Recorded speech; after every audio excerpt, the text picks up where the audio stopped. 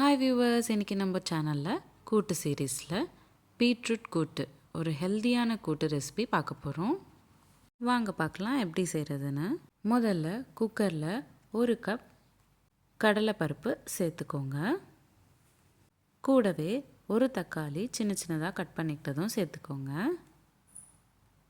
அடுத்ததாக ஒரு medium size வெங்காயம் கட் பண்ணிக்கிட்டதும் சேர்த்துக்கோங்க. நீங்கள் சின்ன வெங்காயம் கூட சேர்த்துக்கலாம், ஆனால் நான் இன்றைக்கி வீடியோவில் பெரிய வெங்காயம் தான் சேர்த்துக்கிறேன்.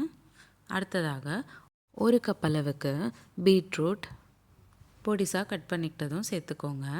கூடவே 1 ஸ்பூன் உப்பு, 1 ஸ்பூன் சாம்பார் தூள் பதிலாக நீங்கள் பச்சை மிளகா கூட சேர்த்துக்கலாம்.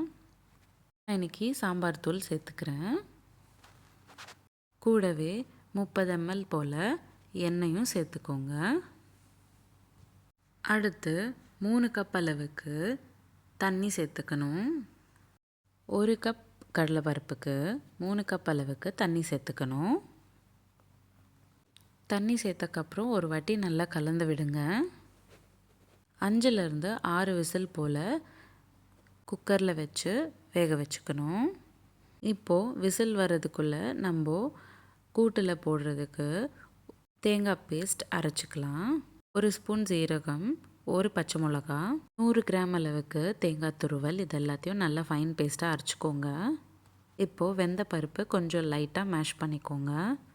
அடுத்து ஒரு கடாயில் எண்ணெய் சேர்த்துக்கிட்டு 1 ஸ்பூன் கடுகு, கொஞ்சமாக கருவேப்பிலை சேர்த்துக்கிட்டு வேக வச்சிருக்கிற பருப்பும் சேர்த்துட்டு நம்ம அரைச்சி வச்ச தேங்காய் பேஸ்ட்டும் சேர்த்துக்கணும். இது எல்லாத்தையும் நல்லா மிக்ஸ் பண்ணிவிட்டு கொஞ்சமாக கொத்தமல்லி இலை சேர்த்துக்கிட்டு கலந்து விட்டிங்கன்னா பீட்ரூட் கூட்டு ரெடி ஆகிடும்.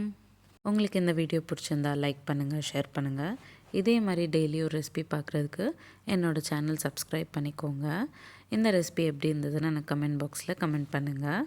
மீண்டும் சந்திப்போம் ஒரு சுவையான ரெசிபியுடன். தேங்க்யூ.